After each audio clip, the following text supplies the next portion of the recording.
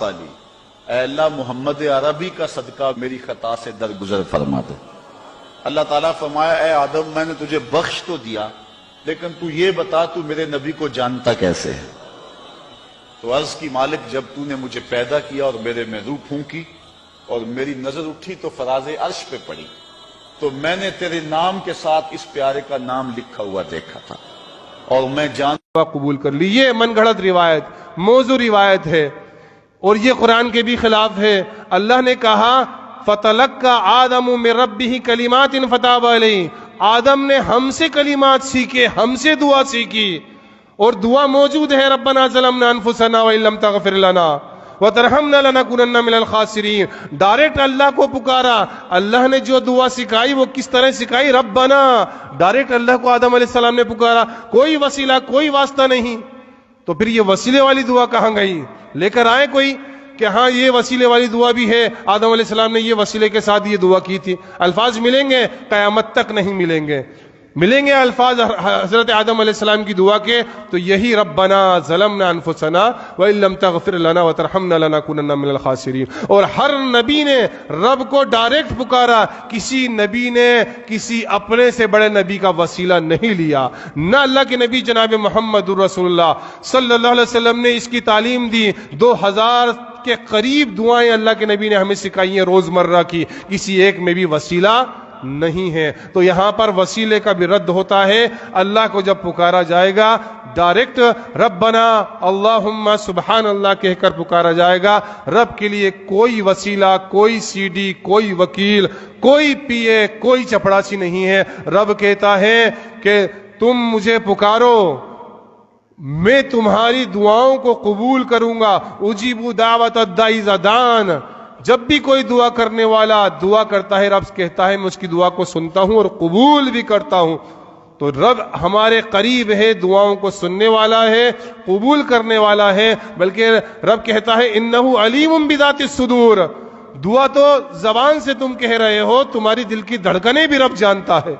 اتنا قریب رب ہے۔ اب کس وسیلے کی، کس واسطے کی، کس پی اے کی، کس وکیل کی اور کس چپڑاسی کی ضرورت پڑ سکتی ہے؟ اللہ رب العالمین Wake up to reality. آدم علیہ السلام کی توبہ کیسے قبول ہوئی؟ آدم علیہ السلام نے جنت سے زمین پر آنے کے بعد 300 برس تک 300 برس تک ندامت کی وجہ سے سر اٹھا کر آسمان کی طرف نہیں دیکھا اور روتے ہی رہے۔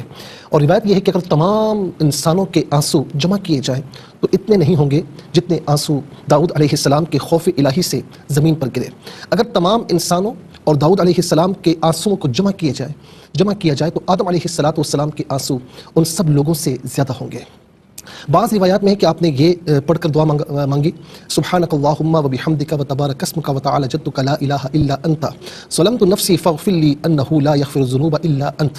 تفسیر جمل میں یہ ہے اے اللہ میں تیری حمد کے ساتھ تیری پاکی بیان کرتا ہوں، تیرا نام برکت والا ہے، تیری بزرگی بہت ہی بلند مرتبہ ہے، تیرے سوا کوئی معبود نہیں ہے، میں نے اپنی جان پر ظلم کیا ہے تو مجھے بخش دے کیونکہ تیرے سوا کوئی نہیں ہے جو گناہوں کو بخش دے۔ ایک روایت یہ ہے کہ آپ نے تفسیر جلالین میں یہ ہے کہ آپ نے یہ پڑھا ربنا ظلمنا انفسنا وان لم تغفر لنا وترحمنا لنکونن من الخاسرین۔ اے میرے رب ہم نے اپنی جانوں پر ظلم کر لیا اور اگر تو ہمیں رحم فرما کر نہ بخشے گا تو ہم گھاٹا اٹھانے والوں میں سے ہو جائیں گے۔ امام حاکم نے، طبرانی نے، ابو نعیم نے، امام بہقی نے سیدنا علی المرتضی رضی اللہ تعالی عنہ سے یہ روایت کی ہے کہ جب آدم علیہ السلام اس فکر میں تھے کہ اچانک اس پریشانی کے عالم میں یاد آیا کہ وقت تخلیق انہوں نے سر اٹھا کر دیکھا تو عرش پر لکھا ہوا ہے لا الہ الا اللہ محمد رسول اللہ، تو اسی وقت کہتے ہیں میں نے سمجھ لیا تھا کہ بارگاہ الہی میں وہ مرتبہ کسی اور کو میسر نہیں جو محمد صلی اللہ علیہ وسلم کو حاصل ہے، کہ اللہ رب العالمین نے ان کا نام اپنے نام اقدس کے ساتھ ملا کر عرش پر مکتوب فرمایا، یعنی لکھا ہوا ہے۔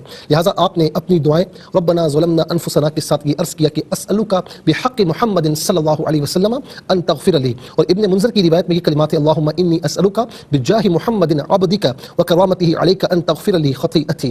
اے اللہ تیرا بندہ خاص محمد صلی اللہ علیہ وسلم کی جاہ و مرتبے کے طفیل میں اور ان کی بزرگی کے صدقے میں جو انہیں تیرے دربار میں حاصل ہے، میں تجھ سے دعا کرتا ہوں کہ تو میرے گناہوں کو بخش دے۔ کہتے ہیں کہ اللہ رب العالمین نے یہ فرمایا تھا فتلقى آدم من ربہ کلمات فتاب علیہ، سورہ بقرہ کی آیت ہے۔ پھر سیکھ لیے آدم نے اپنے رب سے کچھ کلمات تو اللہ رب العالمین نے ان کی توبہ قبول فرمائی، بے شک اللہ بہت توبہ قبول کرنے والا مہربان ہے۔ تو جب یہ ان الفاظوں کے ساتھ ظاہر تلقین وہاں سے آئی تو ان الفاظوں کے ساتھ محمد صلی اللہ علیہ وسلم کے وسیلے کے ساتھ جب دعا مانگی تو پوچھا کیف عرفت محمدن یا آدم، اے آدم یہ تو بتا تو نے محمد کو کیسے پہچانا؟ تو عرض کرتے ہیں کہ مولا جب تو نے تخلیق کی تھی میری آنکھیں کھلی تھی تو عرش پر تیرے نام کے ساتھ اس نام کو دیکھا جو لکھا ہوا تھا، میں نے جان لیا کہ جو ان کو مرتبہ میسر ہے وہ کسی اور کو نہیں، اس لیے ان کے وسیلے سے دعا مانگی۔ تو اللہ رب العالمین نے جواباً فرمایا کہ اے آدم تو نے سچ کہا، تو نے سچ کہا، اور پھر توبہ قبول ہو گئی۔